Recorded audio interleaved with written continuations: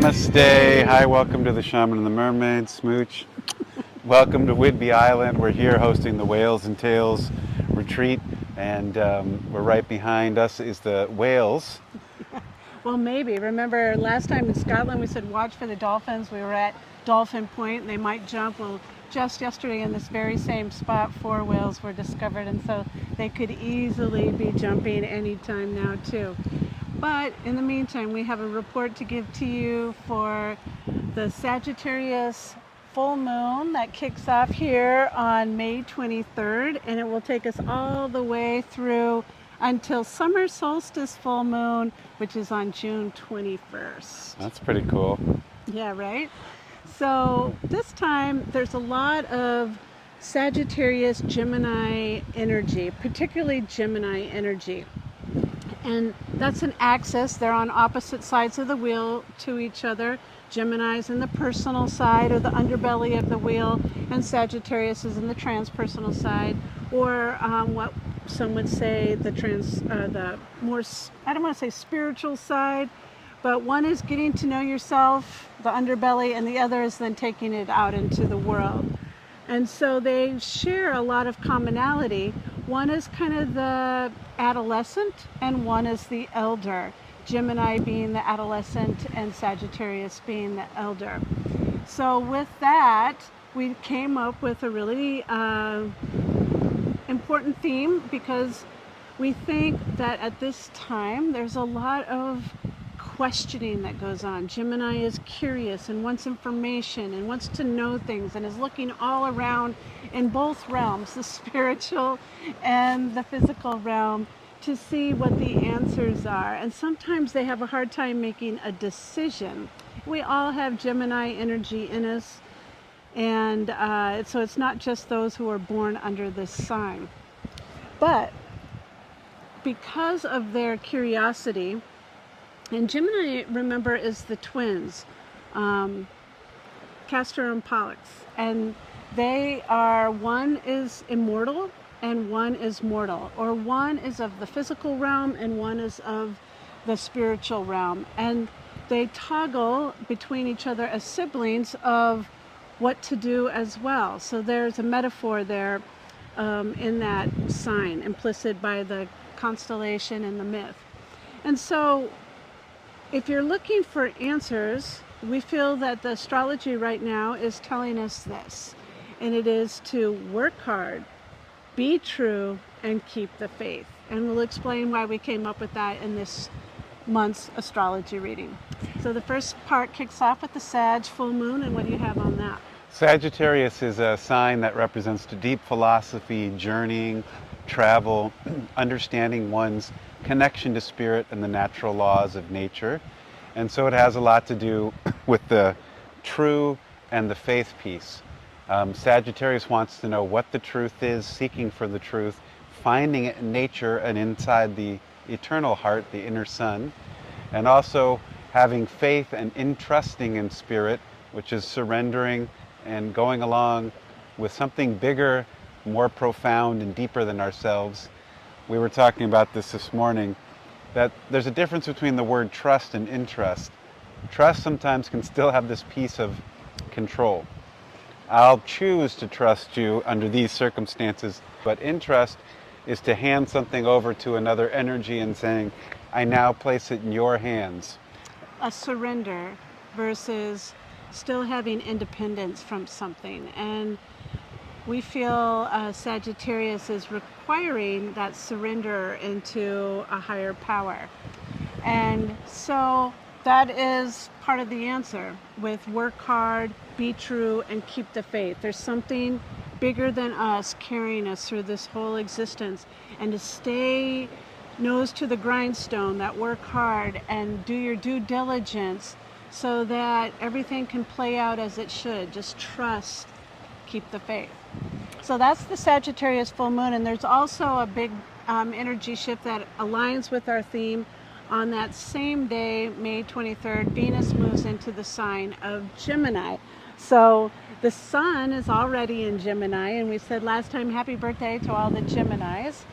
And that then brings Venus, which some say is our second sun, also into the sign of Gemini. And Venus is about your values. It's about self-love. It's about, and some, when she's her personal planet of living home in the sign of Taurus, she's about home and finance and beauty and, like setting up the standards for the home life or the values of home life.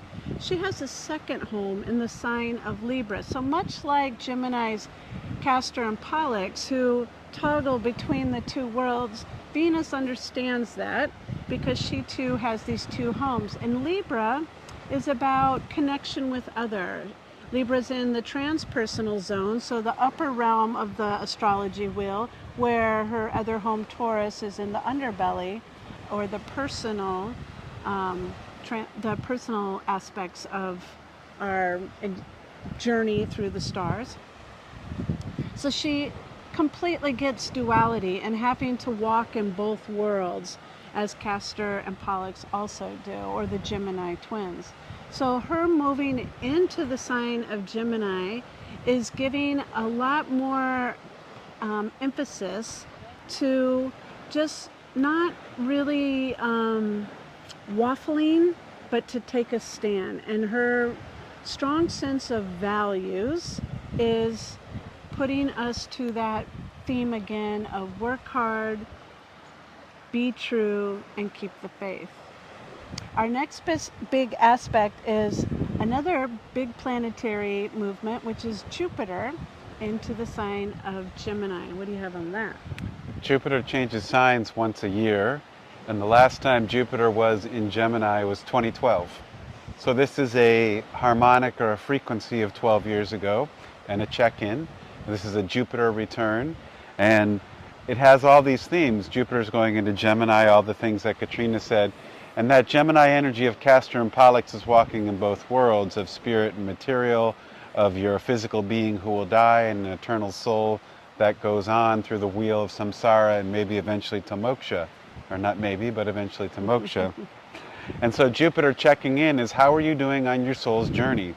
What's going on here with your walk between both worlds? And this is a big energy. It's not just the day of the 25th, but it's all year and into 2025 that Jupiter's checking in. And remember, Jupiter is home in the sign of Sagittarius, where our full moon was, or is. And so there's that reoccurring theme of Sagittarius and Gemini coming through again. And so when we're in question, when we're in doubt, the answer is work hard, be true, keep the faith. June 3rd, Mercury then slips into his home sign of Gemini. And what do you have on that? Well, Gemini is the communicator and likes to talk about or express or transport or even merchandise some of these ideals. And it's a worker. I mean, it's very much the worker in a hard worker being on top of that. So we felt like Mercury moving into Gemini was another aspect of work hard, be true, and keep the faith. And then on June 6th is our new moon in Gemini. There it is again. So new beginnings in that sign of curiosity, of exploration, of being inquisitive and wanting to know things. I love that about Gemini. If it weren't for the Gemini aspect in our world, we probably wouldn't have so many discoveries or uncover new thoughts and ideas and patterns. And so it's very important that we set intention on this new moon for our own curiosity, exploration, and seeking that quest for the earth walk between the two worlds and knowing which foot belongs where. It makes me want to say new moons are really special for looking into the night sky because it's darkened without the bright luminosity of the full moon, which was just 2 weeks earlier. So when you look up into the night sky, it's really easy to find the Gemini constellation of Castor and Pollux. They're, like two brilliant dots just straight up, and they look like twins. They look exactly alike. So I know you have that app on your phone. Just pop it out and find those two on the new moon. And maybe just take a moment to set intention and say, I'm doing my best to walk in both worlds. Help me to seek that curiosity, but also not to be so much in just that material plane or the pragmatic mind, but also to let myself go to the other side, the heartfelt side or the spiritual heart, and listen to both. I like that.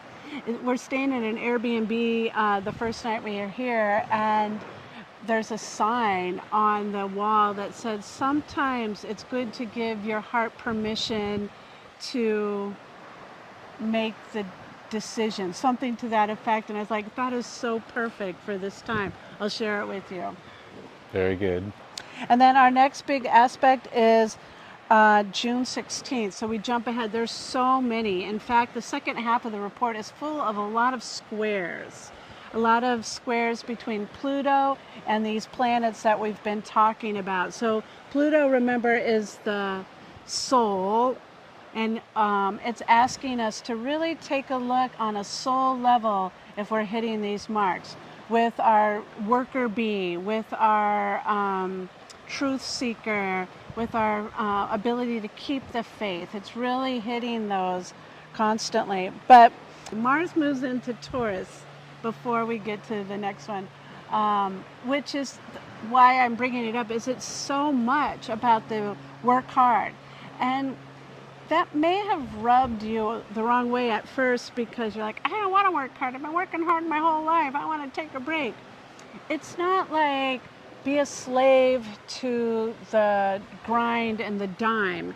It's more of be your personal best. Find your self-discipline. Be attuned to this earthly realm and do the work that it takes to build your strength of courage, your strength of power, that sense of stability and groundedness of who you are. And Mars moving into Taurus has a lot of that. What do you have on that one? If you're in alignment with Taurus, you're in alignment with your values, and if you're aligned with your true values, then that's your Dharma. And so Mars is a go-getter, get her done, and Taurus is the sustainability, the keep going, keep the moving. So Mars is the spark and Taurus is the power to keep going. And if you're harmonizing with your true soul light, this is doing the work that you love. And so it's not really work, it's every day you get up, you connect to spirit, you connect to God, you do the things from your heart to help other people, you make the world a better place, and inside your inner sun shines brighter. So I think that is what maybe we mean by do the work. And if you love what you do, it doesn't feel like work. And in Sanskrit, there's a word for this kind of work that we're talking about, and it's tapas. And it's that inner fire that helps us sustain and carry on and self-discipline. Think of it as self-discipline. So then the next one is June 16th, and this is Venus moving into Cancer. And what do you have on her? I feel like Venus likes Cancer, though it's Venus likes her pleasures and Cancer says feel. And so there's a positive and a shadow side to this. Like the feeling is it's good to have your emotions come out and feel your happiness, your joy, your sadness, even frustration or anger. But too much Cancer energy is like too long in that emotion, too much holed up in the apartment, too much Netflix, too much crying, and a little victim martyr. A little victim martyr. Or the crab shell, like I'm not coming out, or so the balance is feel yourself. We have a crab shell right here. It's holding our report to the earth. But it's empty, so somebody left their shell. I think, too, it's funny, this morning when we were talking about, what do you think Venus in Cancer means? We were having that morning talk. He said, crying. It's the first thing that came to his mind. And, you know, he's right in the sense in that Venus moving into Cancer is feeling your feels. And I think that's part of the be true. Like if you're having some feelings that aren't necessarily super joyful and ecstatic and, you know, happiness, it's okay. And in fact, feel them and let them kind of spill out like water and see what happens when you let them release. You feel a great sense of surrender and let go. And it allows you to return back to your faith and trusting the process when you explore those feelings and let them release. But be aware, Venus in Cancer on June 16th. And then we move to our next biggest aspect, which is the summer solstice on June 20th.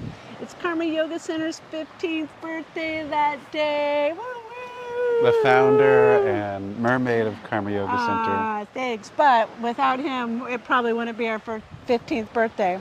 But on that day, the sun is going to also move into Cancer like Venus did. And so the sun, which is our outward expression of itself, is going to move into this sense of feeling. So a lot of feeling what is going on and expressing them outwardly, letting it all show. And, bring in that emotional maturity, of course. We don't want to be a giant ocean of tears all the time. But sometimes our feelings aren't just melancholy or sorrowful. We have tears of joy, and that is all are good to express, but lots of expression. The sun's at its highest in the circle of its existence, and at least in the northern hemisphere.